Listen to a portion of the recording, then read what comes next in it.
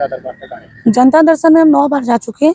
वहाँ से कोई सुनवाई नहीं होता है। थाने पे जाते हैं तो ओटीपी ले लेंगे, फोटो खिंचवा लेंगे, कोई काम ही नहीं करते हैं। डीएम एसडीएम सब। जनता दर्शन में हम 9 बार जा चुके हैं।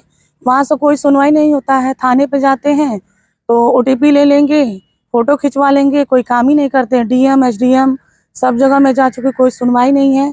जो मेरे देवर सास ससुर दहेज की मांग कर रहे हैं और पुराने मकान में भी नहीं रहने दे रहे थे, तो जबरदस्ती से रहा जा रहा है।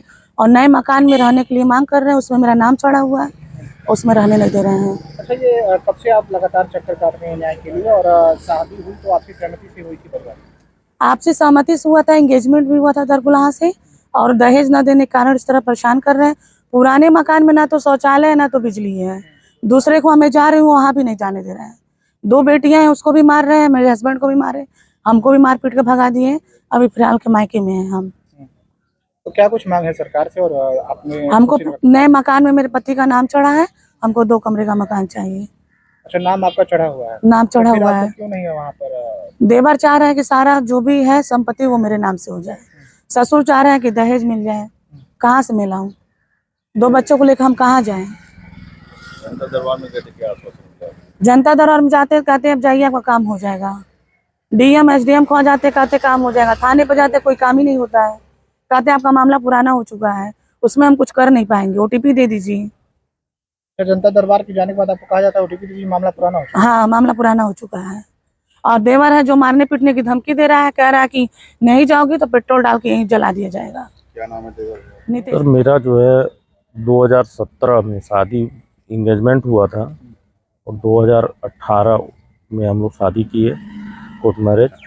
उसके बाद जो है कि घर वाले इतना प्रताड़ित कर दिए दहेज को लेके, फिर घर से बाहर कर दिए। इस समय हम लोग पुराने मकान में हैं, वो जो कि एकदम पूरी तरह से जर्जर है, और कम से कम 9 से 10 बार जनता दरबार में जा चुके हैं, कोई सुनवाई नहीं हो रही है। किस थाने का मामला है और कहाँ है? ये नेबुआ नौरंगिया थाने का मामला है। थाने पे जब भी जाता है मामला, योगी जी भेजते हैं, वहाँ पैसा ले करके मामले को दबा दिया जाता है। तो आप क्या चाहते हैं परिवार से, और क्या कुछ मांगे रहती हैं?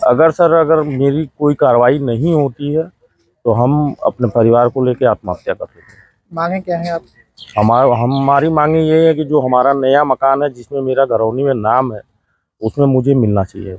मैं 1/2 का शेयर हूँ, मुझे 1/2 मिलना चाहिए। मतलब आपको परिवार से हक जो है वो आपको नहीं मिल रहा है? नहीं मिल रहा क्या है। कुछ कहा जाता है परिवार की तरफ से पहले आप? वो कहते हैं कि मेरी संपत्ति है, लेकिन उनकी संपत्ति खरीदी हुई संपत्ति नहीं है। अगर उनकी कोई भी खरीदी हुई संपत्ति है, मुझे उसमें एक धूर नहीं चाहिए।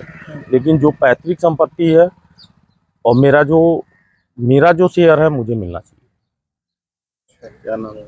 नाम? मेरा रितेश राय नाम है, ग्राम मिठा माफी, थाना नेबुआ नौरंगिया, कुशीनगर से? कुशीनगर।